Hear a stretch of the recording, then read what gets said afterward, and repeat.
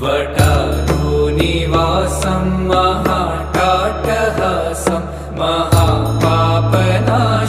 सदा सुप्रकाशं गिरीशं गणेशं सुरेशं महेशं शिवं शङ्करं शम्भुमीशानमीडे